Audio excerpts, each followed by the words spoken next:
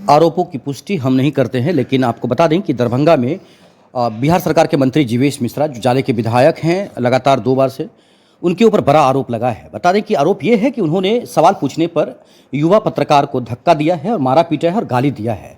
समझ सकते हैं कि एक सवाल आज के समय में ये बता देते हैं कि जितने भी पत्रकार हैं, अगर वो सवाल पूछना शुरू कर दे अपने अपने विधायक से, तो पक्का है कि उनके साथ भी यही हाल होगा, क्योंकि लोगों का मनोबल बढ़ गया है। लोग चाहते हैं कि उनसे कोई सवाल ना करे, वो क्षेत्र में भ्रष्टाचार करते रहे। जिस तरह से सड़क खराब थी और युवा पत्रकार ने सवाल किया, उसके साथ जो धक्का मुक्की हुई, मारपीट हुई, ये काफ़ी चिंताजनक बात है। अब देखने की बात है कि किस तरह से पार्टी एक्शन लेती है। वैसे भी सूत्र बता रहे थे कि जीवेश मिश्रा का टिकट वहाँ से कट सकता है, क्योंकि लगातार उनके बारे में जो खबरें चल रही है वो कहीं ना कहीं भारी पड़ सकता है। हम इसकी बात पुष्टि नहीं करते हैं, लेकिन सूत्र बता रहे हैं।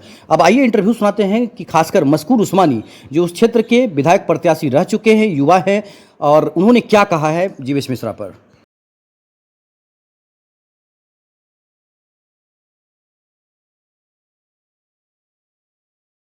साथियों नमस्कार, मैं डॉक्टर मशकूर अहमद उस्मानी, पूर्व महागठबंधन प्रत्याशी जाले विधानसभा। साथियों, अभी से कुछ देर पहले मुझे ये जानकारी मिली है कि हमारे क्षेत्र के एक निडर और युवा पत्रकार श्री दिलीप दिवाकर साहनी जी, जो राजो पंचायत के रमपट्टी गांव के सैनी टोला के निवासी हैं, उनको वर्तमान विधायक सह बिहार सरकार में मंत्री जीवेश मिश्रा जी के और उनके कुछ गुंडों के द्वारा पीटा गया, क्योंकि उन्होंने खराब सड़कों पर सवाल किया। उन्होंने चरमराई हुई स्वास्थ्य व्यवस्था, गिरती हुई शिक्षा व्यवस्था के ऊपर विधायक जी से सवाल किया। सबसे पहले तो मैं इस घटना की कठोर शब्दों में निंदा करता हूं और साथ ही इस पर कानूनी कार्रवाई की मांग करता हूं, ताकि उस निर्भीक पत्रकार को इंसाफ मिल सके। साथियों, अगर आपको याद होगा तो पिछले साल गृह मंत्री अमित शाह जी ने सदन के पटल पर यह बात कही थी विपक्ष को कि ये लोग अंबेडकर का नाम लेते रहते हैं। जिस तरह से उन्होंने बाबा साहब भीमराव अंबेडकर, जो संविधान निर्माता हैं, उनका नाम लिया। यह अफसोस की बात है, लोकतंत्र के मंदिर के अंदर बाबा साहब भीमराव अंबेडकर, जो इस देश का संविधान लिखे, उनके ऊपर इस तरह की टिप्पणी की गई। वही संविधान जो हम सबको बराबरी का अधिकार देता है, संविधान ने पिछड़ों, अगरों को, अल्पसंख्यकों को, दलितों को, आदिवासियों को, महिलाओं को, बच्चों को, सबके लिए बराबरी की बात की है, सबको बराबरी का अधिकार दिया। लेकिन अफसोस की बात है कि आज उसी अंबेडकर साहब के संविधान के ऊपर भाजपा के द्वारा हमला किया जा रहा है। लगातार हमले हो रहे हैं। आज हमारे भाई दिलीप सैनी जी, जो विधायक जी से सवाल पूछते हैं, मंत्री जी उनके गुंडे उन पर वार करते हैं, उन पर हमला करते हैं। तो ये इस तरह की नजीर है। ये एक व्यक्ति पर हमला नहीं है, ये पत्रकार पे हमला, इस देश के चौथे स्तंभ पे हमला है। पत्रकार पे हमला, इस देश के संविधान पे हमला है। और आज वो आम जनता को किस नजर से देखते हैं, हम ये सोच सकते हैं कि एक पत्रकार जो सवाल पूछ रहा है उसकी पिटाई हो रही है। इन लोगों की ये सोच है कि जब हमें वोट चोरी करके जीतना है तो हम क्यों गरीबों का, हम क्यों मजलूम लोगों के पास जाएं, हम क्यों उनका वोट मांगे, हम क्यों उनसे मान सम्मान के साथ बात करें, हम क्यों उनके सवालों का जवाब दें, चूंकि इनकी मंशा है कि इनको वोट चोरी से जीतना है।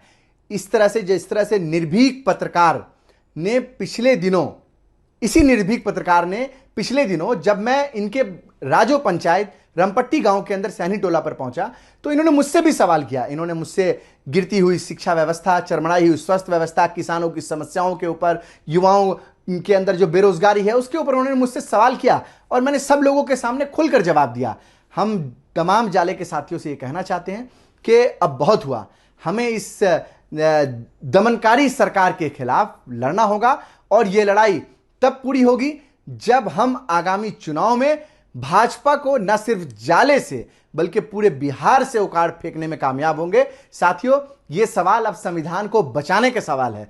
मैं अपने भाई दिलीप सैनी जी के साथ मजबूती से खड़ा हूं और उनको इंसाफ और न्याय दिलाने के लिए जो भी मुझसे बन पड़ेगा, उनको न्याय दिलाने के लिए हम अग्रिम पंक्ति में उनके साथ खड़े हैं। दिलीप भाई, आपके साथ जो हुआ उसकी हम लोग निंदा करते हैं और आप पर हमला संविधान के ऊपर हमला है, लोकतंत्र के चौथे स्तंभ के ऊपर हमला है। मैं बस यही कहूंगा कि मैं आपके जज्बे को सलाम करता हूं कि आपने सत्ता से सवाल किया, निर्भीकता के साथ सवाल किया, आपकी कोई गलती नहीं है इसमें। लेकिन जो लोग अहंकार में जी रहे हैं, जो लोग वोट चोरी से जीतना चाहते हैं, वो आम जनता और पत्रकारों के साथ यही सलूक करेंगे। और अफसोस की बात यह होती है कि जब इस वीडियो को हम लोगों ने अपने सोशल मीडिया के माध्यम से चलाया कि किस तरह से पत्रकार के साथ अभद्र व्यवहार किया गया, तो माननीय मंत्री जी के कुछ लोग ये कह रहे हैं कि ये विपक्ष गुंडे थे, और जो उन्होंने मेरा इंटरव्यू लिया उसकी तस्वीर साझा करके ये बता रहे हैं कि ये विपक्ष गुंडे थे। मैं कहना चाहता हूं माननीय मंत्री जी, आपको क्षेत्र की जानकारी नहीं है, क्योंकि आप तो पटना में रहते हैं, आप सरकार हैं। आपको की जानकारी के लिए मैं बता रहा हूं कि वो क्षेत्र का गुंडा नहीं है, वो किसी विपक्ष का गुंडा नहीं है, वो एक निर्भीक पत्रकार है जो आपसे डंके की चोट पर सवाल करता है। वो इसीलिए सवाल करता है कि सवाल करना उसका अधिकार है। साथियों, आइए आने वाले समय में इस दमनकारी सरकार का, इस दमनकारी मंत्री और विधायक का डटकर हम लोगों को जवाब देना है और इस देश में लोकतंत्र को बचाना है, संविधान को बचाना है। बहुत बहुत धन्यवाद।